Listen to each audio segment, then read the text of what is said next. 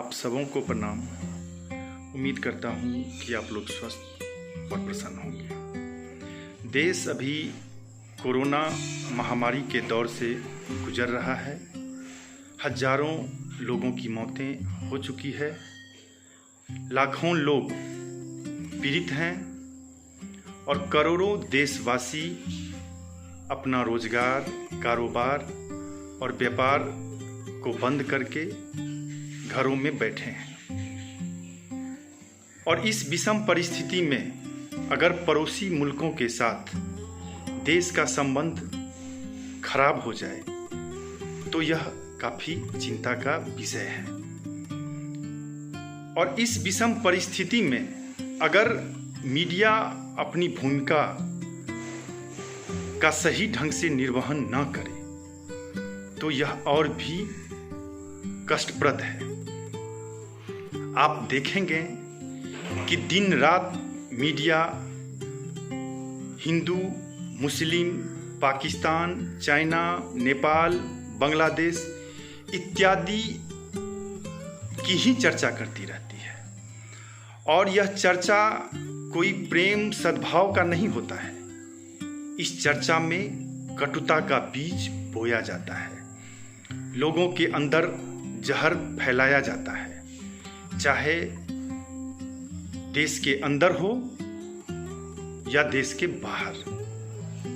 जब हमारे प्रधानमंत्री जी 125 करोड़ देशवासियों की बात करते हैं तो मीडिया का यह दायित्व बनता है कि 125 करोड़ देशवासी कैसे प्रेम, सद्भाव और एकता के साथ रहे, इसका पहल करना चाहिए।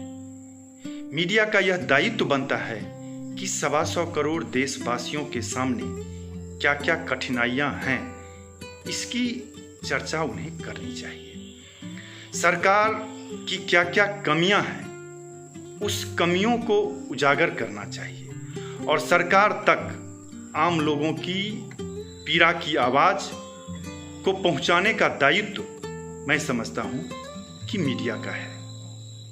मगर ऐसा देखने सुनने को नहीं मिल रहा है। आप दिन भर पाकिस्तान की चर्चा करते हैं, चाइना की चर्चा करते हैं, बांग्लादेश, नेपाल की चर्चा करते हैं। क्यों करते हैं? आप नेपाल में नमक की कमी है, इसकी चर्चा करते हैं। नेपाल त्राहिमाम कर रहा है, इसकी चर्चा करते हैं। पाकिस्तान बदहाल है, भूखे मर रहा है, हर हमेशा इसकी चर्चा करते हैं। चाइना में कोई व्यापारी व्यापार करना नहीं चाहता है, कोई वहाँ पे उद्योग नहीं लगाना चाहता है, वहाँ के उद्योगपति वहाँ से भाग जाना चाहते हैं, इसकी चर्चा करते रहते हैं। क्यों करते हैं? जब हमारे प्रधानमंत्री जी पाकिस्तान जाते हैं तो एकता बढ़ाने के लिए जाते हैं। हमारे प्रधानमंत्री जी चाइना के राष्ट्रपति को इंडिया बुलाते हैं, उन्हें झूला पर झुलाते हैं। क्यों? क्योंकि एकता की बात करते हैं। नेपाल जाते हैं, बांग्लादेश जाते हैं, क्यों? एकता की बात करते हैं। तो उसी तरह मीडिया को हर हमेशा चाहिए कि एकता बनी रहे, इस पर चर्चा होनी चाहिए। लेकिन ऐसा नहीं है। मीडिया को यह भी सोचना चाहिए कि दिल्ली में चाइना का भी दूतावास है, पाकिस्तान का भी है, बांग्लादेश का भी है, नेपाल का भी है और विश्व के हर एक देशों का दूतावास दिल्ली में मौजूद है। और आप दिन भर पड़ोसी मुल्कों के बारे में जहर उगलते रहते हैं, उनके बारे में अनाप शनाप बोलते रहते हैं। तो क्या यह खबर चाइना में नहीं जाती है?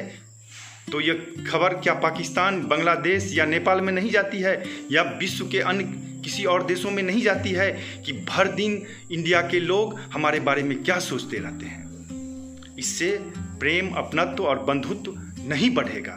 मैं समझता हूँ कि सरकार को मीडिया पे कड़ा एक्शन लेना चाहिए।